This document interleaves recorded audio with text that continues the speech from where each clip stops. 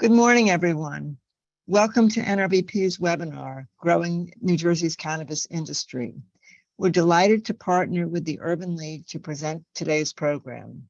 We're grateful for the support of several organizations, including Invest Newark, Newark Downtown District, Ironbound Business Improvement District, and other bids in the city. We also appreciate that NJMEP distributed the announcement for today's program.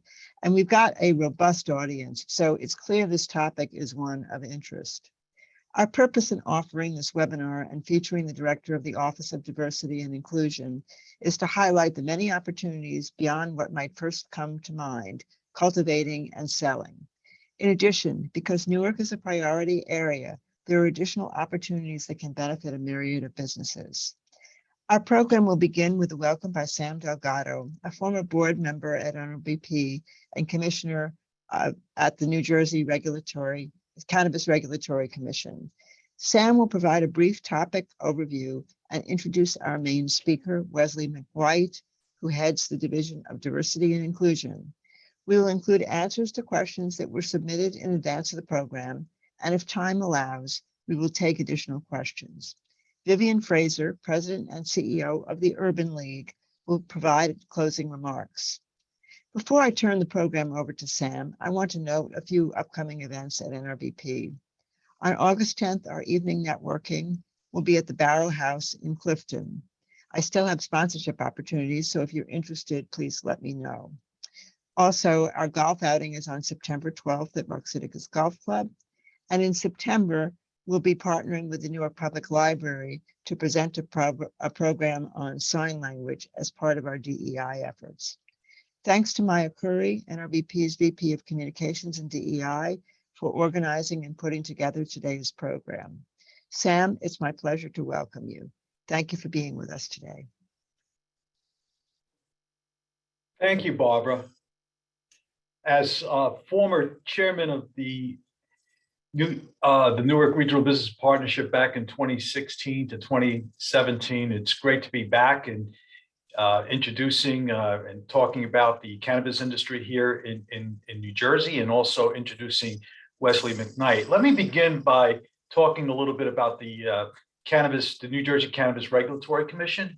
So the New Jersey Cannabis Regulatory Commission assumed the responsibility from the New Jersey Department of Health for the further development, expansion, regulation, and enforcement of activities associated with municipal use of cannabis on April 12, 2021.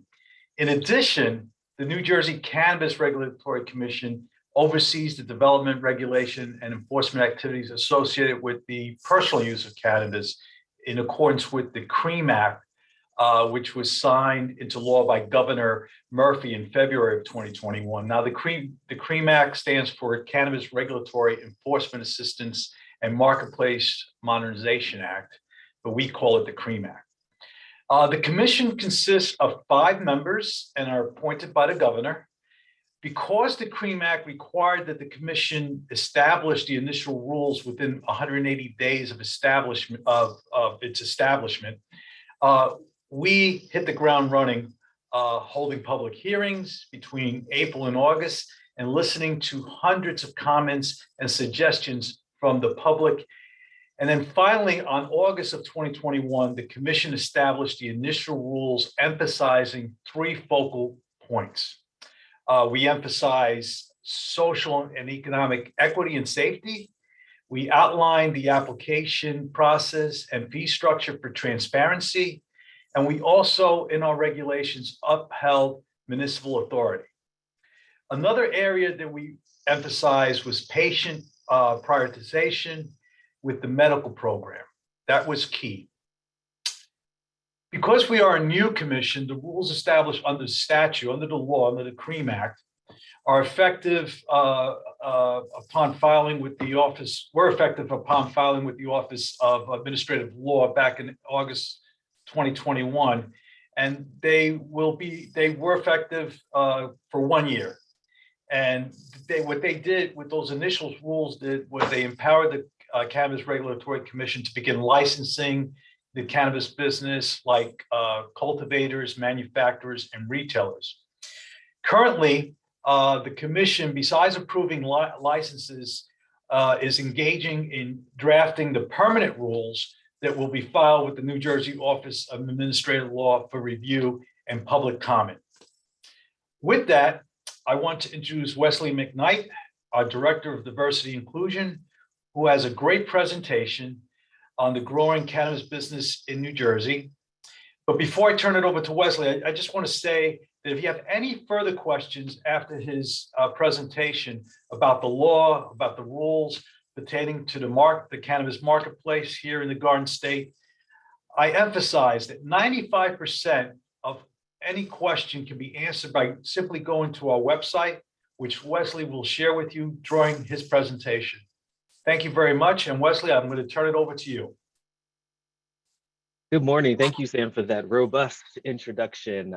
My name is Wesley McWhite, like the color. And I'm just really excited to be here to partner with you all. Thank you, Chip.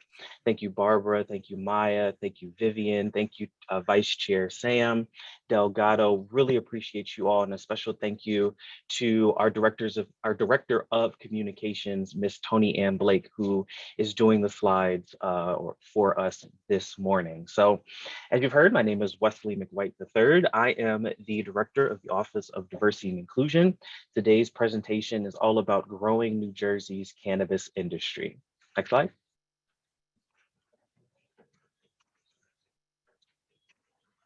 So just a quick agenda. Already did our introduction, took care of that. I want to show you our Cannabis Regulatory Commission timeline so you can see kind of what Sam was talking about in a snapshot. We're going to talk about the Office of Diversity and Inclusion. I'm going to talk about what our social equity framework is so far and what we get to build on and some future possibilities. Application priority review, cure process. We're going to talk about application requirements. ODI community ask. I never leave a presentation without some asks, and a Q&A. And we were moving forward. In November 2020, we voted, the people voted. In February 2021, the CREAM Act that established the NJCRC and the regulations for recreational cannabis was signed into law. Shortly thereafter, in April, the commission was seated and held its first public meeting. And that's where the public comments and town halls began. August 2021, the initial rules and regulations for the recreational cannabis market were established. In December, later on that year, the license applications were opened for cultivators, manufacturers, and testing laboratories. March 2022, March 15th, license applicants opened for dispensaries. In March 2022, the first conditional recreation business applications were approved. In April 2022, as many of you know, adult use sales began. Next slide. So this is just a visual interpretation of what type of licenses are available currently. Cultivation, manufacturing, and retail and testing laboratories, those license applications are available. Wholesale distribution and delivery are not yet. So if you do end up going onto the application and trying to submit an application for those licenses, it will be rejected. Next slide. So far, as of June 9th, we have issued 148 licenses. 92 of those are cultivators, 45 of those Class 2 manufacturers, and Class 5 retailers are 11. Next slide. So far, this is a breakdown of diversity of the 148. As you can see, 33 are minority. These are majority owners. So 33 are majority minority owned, majority woman owned, 18 majority woman and minority owned, and 79 not diversely owned. Oh, yes, we do have poll questions. Thank you, Maya, for reminding me. Let's throw up that first poll question. All right, are you attending this session for information regarding a cannabis license application? We want to know who's in the room. Who is in the room?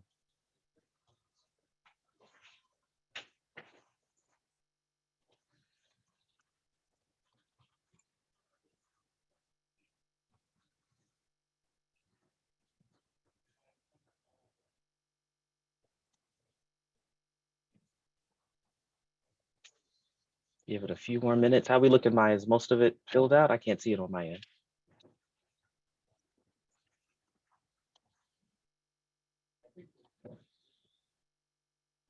Looks like 100%, Wesley. Okay.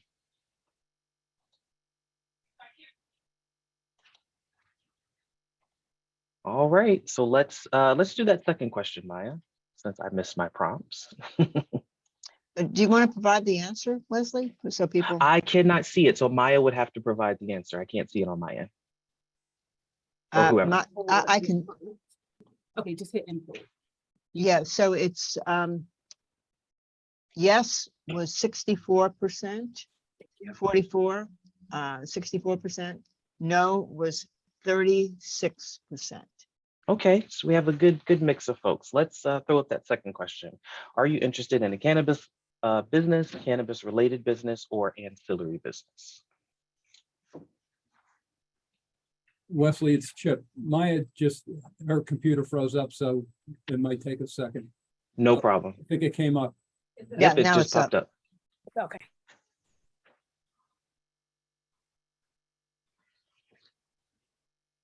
So are you interested in a cannabis business, cannabis related business, or ancillary business? Okay, we're at 100%. All right. Oh, wait, sorry, there's more coming in. Okay.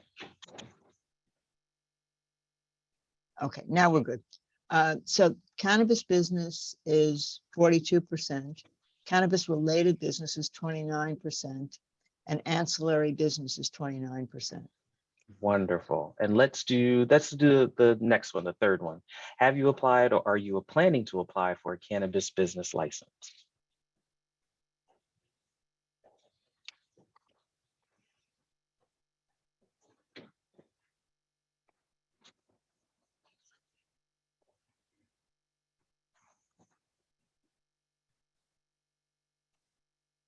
And thank you all for participating. This is helpful for us to craft our presentations, improve them, and perfect them. So we really appreciate this instant feedback and participating in the survey. Thank you. Okay, we've got 10%. Have you applied for a cannabis business license? 9% is yes, 91% is no. And are you planning to apply for a license is 63% yes and 38% no. Good. Okay, so we have still some diversity here. A lot of folks that have not applied yet, which is good. So our next slide, we're going to talk about what those application requirements look like. And so here are here's the information. So a completed and submitted online application, and all of this information is on our website. The entity's legal name, a valid business registration certificate, federal and state tax ID numbers, disclosures of all persons of interest and entities of interest. Persons of interest are individuals are also co-owners and have some percentage stake in the company or decision-making power. Proposed location and landlord contact information, personal history disclosures for all persons of interest in criminal history background checks, and business formations, your management service agreements or your financial service agreements.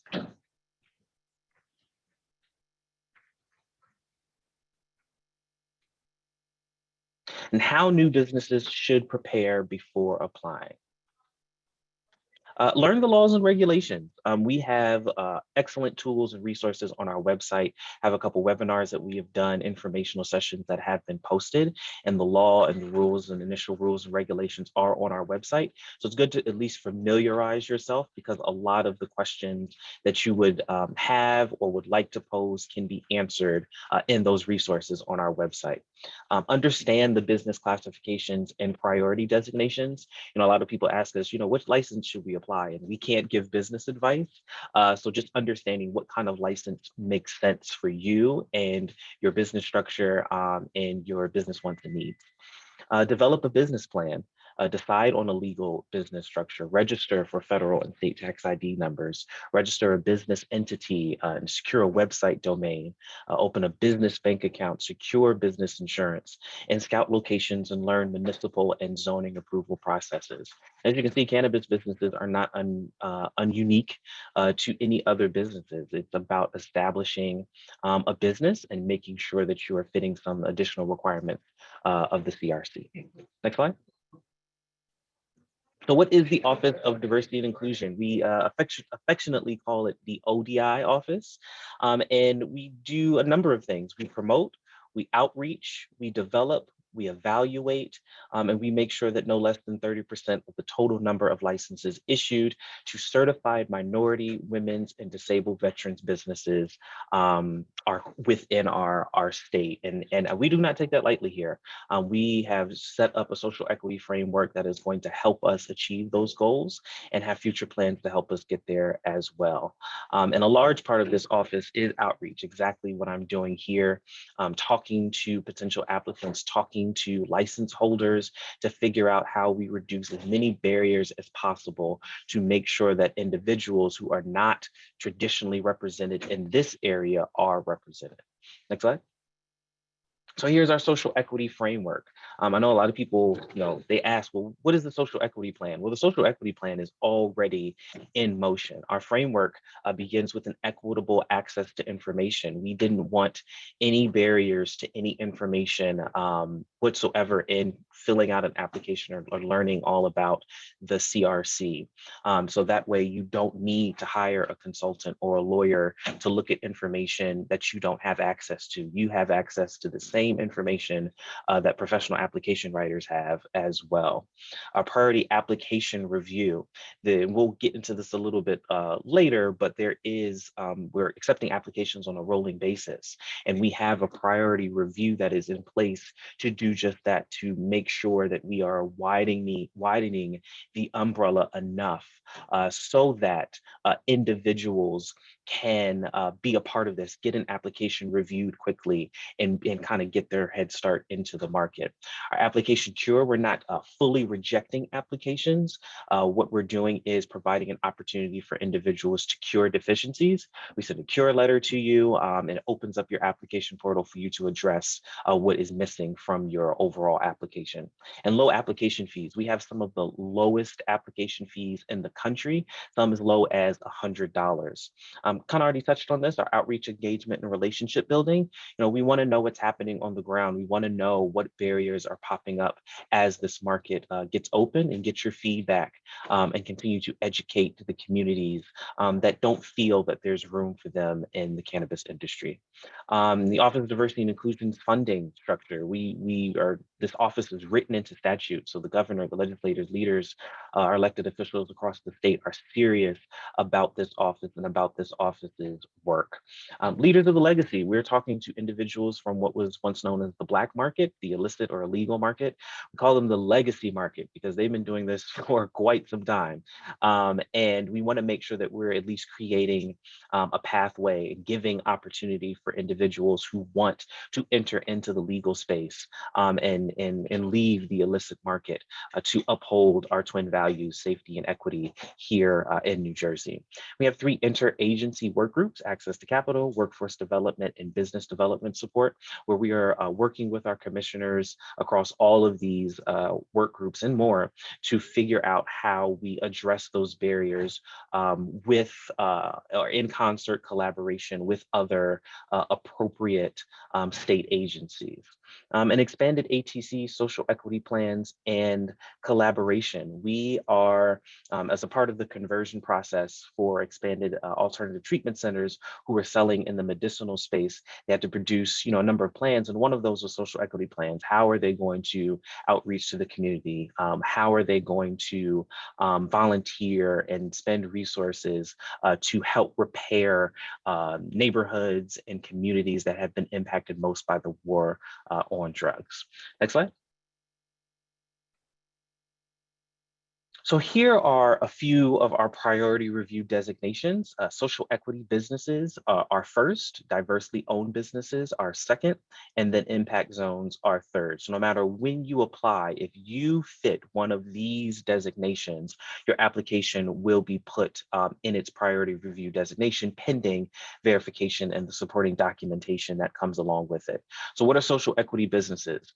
Social equity businesses are owned by people who live in an economically disadvantaged area of the state or who have convictions for cannabis related offenses, expunged or not, that is 2 misdemeanors or 1 felony. And then you have to support that with the proper documentation. On our website, there's a social equity attestation form, and it lists those definitions in great detail and also the required documentation that you would need to submit to prove your social equity status. And economically disadvantaged areas of the state, Newark would be one of those. But you had to have lived in Newark for 5 of the last 10 years, and there are required document proofs to prove that. Diversely owned businesses are all certified through the Department of Treasury. You can get your certifications with them. And impact zone businesses are another set of counties within the state that also qualify as priority review pending verification. Next slide. And here's just a quick breakdown. Again, this is also on our website. There's a QR code there if you want to snap a picture of that if you're not on your phone or if you have your iPad available. It'll take you right to the definitions of these economically disadvantaged areas and impact zones, the studies that got us there, and the list of the towns and or municipalities zip codes that qualify as economically disadvantaged area. We call them EDAs or impact zones. Next slide.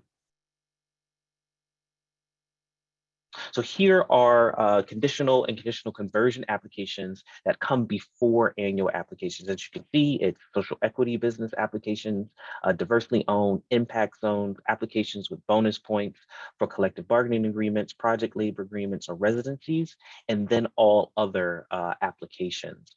And you need to know that in that priority review, within these reviews, micro businesses come before standard businesses. Next slide. As you can see, these are some of our low application fees when you submit. That can be your submission fees can be anywhere between $100 and $400. And once your application is approved, you will be then required to take care of the rest of that balance. Next slide. Here are recreational business applications. We have tons of resources. The Office of Innovation created a free and personalized checklist, application checklist, business checklist for you. Always check that out there. Get there by nj.gov/cannabis or through business.nj.gov/starter kits. Free, customized, and really, really easy to use. Next slide. For more information on cannabis business requirements, getting a business started, business registration, certifications for diversely owned businesses, and general support for businesses, it's there. There are tons of resources. I have to give a major shout out to the Business Action Center, who is walking people through applications, providing resources for them to understand how to set up a cannabis business. And the folks over there are really dedicated to making sure that we are growing this cannabis industry here in New Jersey. Next slide. So ancillary businesses, we talk a lot about plant-based businesses. This is what we license, plant-based businesses, plant-touching businesses.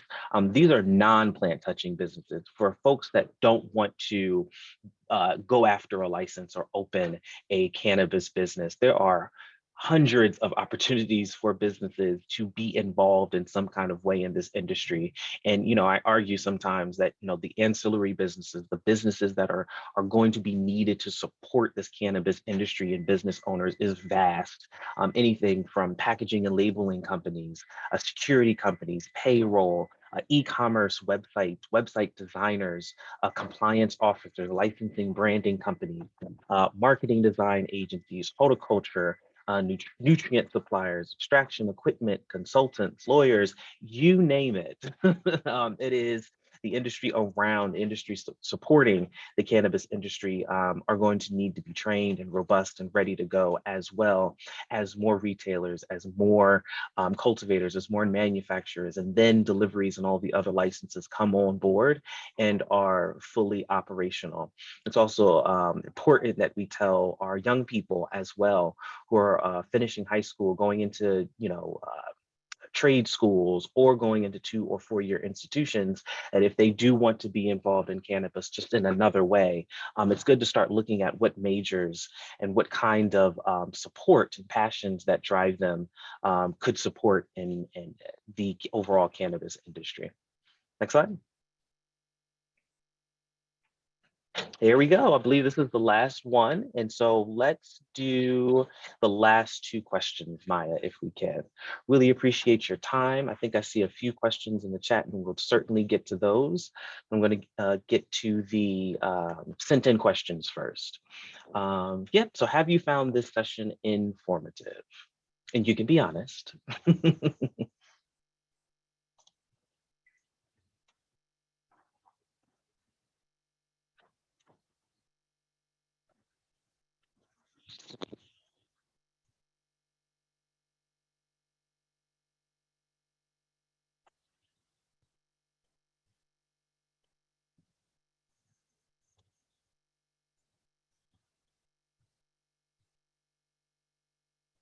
All right, look at that.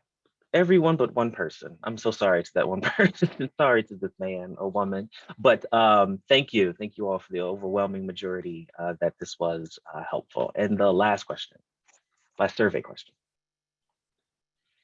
About which areas of cannabis business and regulation would you like more information in applying, licensing types, priority applications, or technical resources?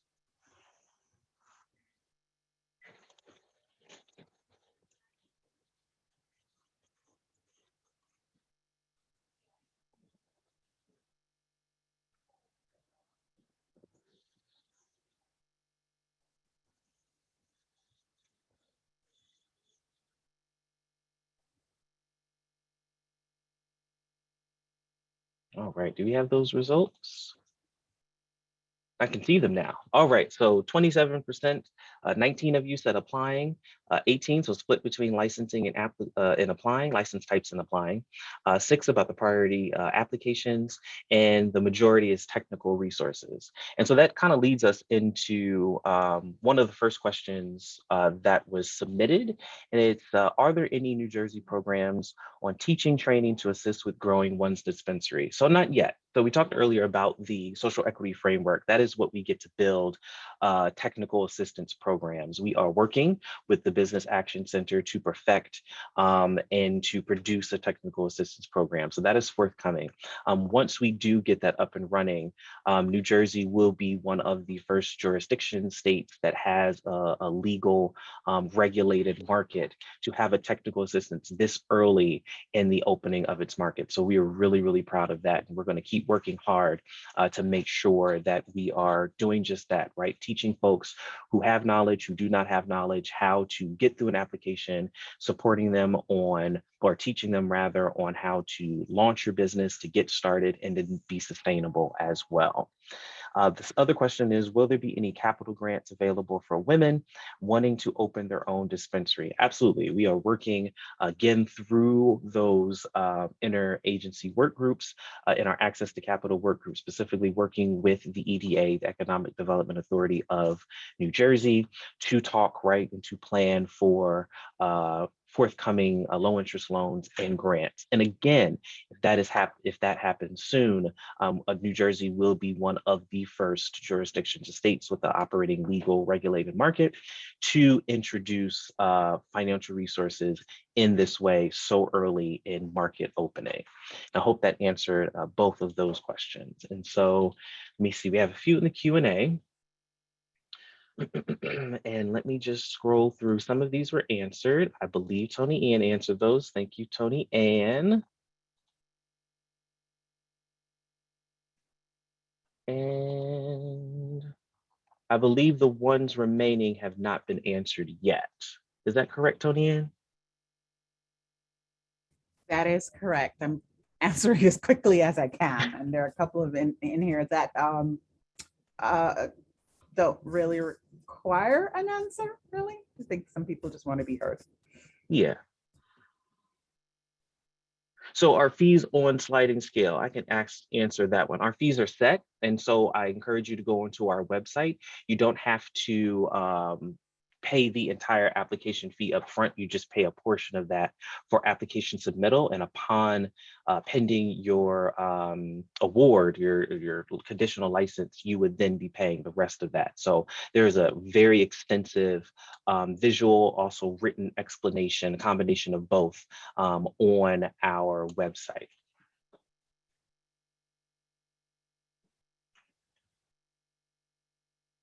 So I want to answer, I think I saw some banking questions. And so right now, there is a prohibition on the federal level.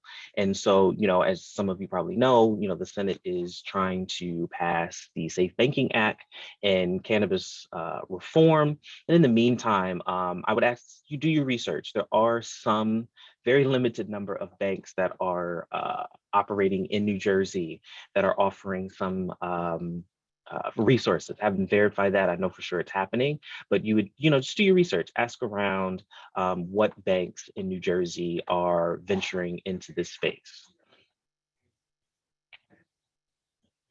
How can I support in creating and developing the technical assistance trainings? Email me if you have suggestions, if you have thoughts, if you have ideas, if there is something that you would find helpful that could be added to a technical assistance program. Please, I'm looking for all kinds of feedback. It's not final yet, and it's still being built out and thought through, but certainly shoot me an email so that we can exchange and talk about ideas.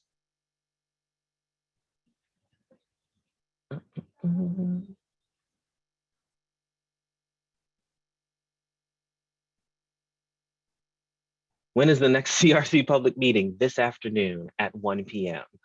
That information is also on our website. I'm just scrolling through to a lot of comments. I encourage you all to email me. Let's talk, let's chat, let's dialogue. I think just being such a new agency, we want to make sure that you are heard as well. So I pride myself in this office and Tony Ann as well, our Director of Communications, of making sure that folks have the right information and are asking the right questions. I hope that's a fair assessment. I think that is about it in the Q&A. Team, if I am forgetting anything or if I'm overlooking anything, please let me know. But I am so grateful for this opportunity. Thank you, Chip. Thank you, Barbara. Thank you, Maya. Thank you, Vice Chair Sam Delgado. Thank you, Tony Ann Blake, our Director of Communications here at the CRC. I'm going to encourage you all to email me if you yourself lead an organization, if you yourself lead a community group or advocates that are looking to be in this space. I encourage you all to reach out to me directly so that we can meet, we can chat, we can exchange ideas, dialogue. I'm really looking forward to hearing from a whole host of you about how we continue to grow this cannabis industry. And with that, if there's nothing else, I'm going to turn this over to Ms. Vivian Frazier. Okay, well, good morning. I didn't think I was going to come on so soon. I thought there'd be a lot more questions, but I know people have that. First, I'd just like to recognize the Newark Regional Business Partnership for hosting this dialogue, and specifically Chip Halleck, Barbara Kaufman, and Maya Curry, and their work on this. This is an important topic, and this really reflects NRBP's desire to be inclusive and to ensure that businesses throughout Newark have access to this industry and the information that allows us to participate in this sector. It's a growing sector and billions of dollars are being made in the industry. And certainly from the Urban League's perspective, we're well familiar with the disparities in drug law enforcement. We know that marijuana convictions have ruined people's lives. And so it's very important for us from an advocacy perspective, as well as an economic development perspective, that the communities that have been most impacted by this disparity also get the economic benefits from this industry.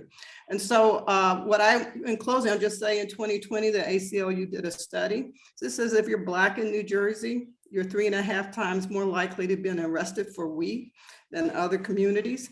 And the marijuana arrests really made up about 50% of all drug enforcement arrests. So we know the legalization is going to have an impact in our community in terms of a social justice and arrest perspective, but we want to ensure that it also has that economic benefit and that the people that have been most impacted by the disparities also have the economic benefits. So, certainly for decades, the marijuana laws have been used to criminalize Black and brown people. And certainly, taxpayer money has been spent on prison systems and things like that. So the downstream impacts of legalization will be significant for us as a community. And we really want to ensure at the Urban League that we actually are active participants in helping to shape that. So I appreciate certainly Wesley McWhite, your comments around engaging the social action groups, social organizations, as well as community development institutions in the shaping of what's to come. So I think what I'm getting from what your comments were, Wesley, is that some of the framework has been set, but there's also opportunity to weigh into how it actually rolls out in New Jersey. And I would say from the Urban League's perspective, and we've surveyed Urban Leagues around the country where there's already legalized marijuana, I would just like to recognize New Jersey in terms of the fee structure for applying, in terms of designating sort of the legacy market and legacy sector as a priority areas. That's something that's really to be commended. And it's something that we should look as an opportunity and how to seize that opportunity and shape the economic future of our communities in this industry. So I would, in closing, again, just like to thank Newark Regional Business Partnership for hosting this, as well as NJCRC, participation on this.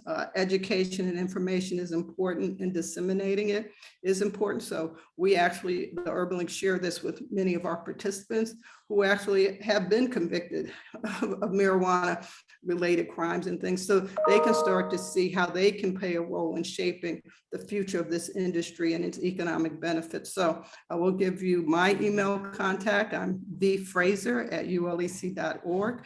We're interested in engaging that conversation also on the economic benefits, but also beyond this on the social justice benefits. There are people that are walking around that they still have their marijuana convictions. They have to be expunged. How do we hold these these businesses that are being established, and many of them are coming from large marijuana businesses, and the Urban League's been approached. A lot of social justice organizations have been approached in terms of how to create those economic benefits, shared benefits for our communities, because that's one of the requirements that businesses that are in this space are required to do by the state. So I encourage everyone to let's dig deep and dig in around this issue, and certainly please reach out to the Urban League. We're going to probably host some additional things, and certainly I'm sure the NRBP will be partnering with us on that in terms of helping businesses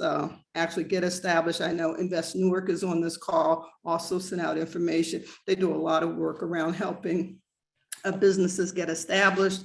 And we're in this work together, and we have to work together and put our, lean in to make sure that initially at this early stage, our communities don't get locked out of this opportunity. So thanks again for everyone's participation. And I guess I can say definitely more to come.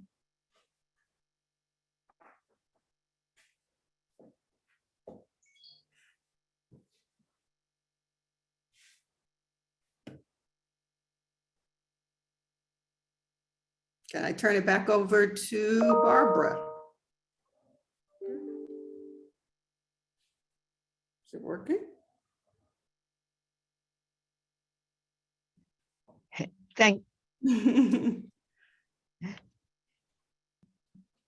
I am. Thank you, Vivian. We're very pleased that you were able to partner with us on this program, and we thank everyone in the audience for being with us. We often say that nobody minds when you end early, but with ending early, we hope that you will submit your questions. If you need additional information, Wesley McWhite and all of us that participated in this program are happy to help in any way that's needed.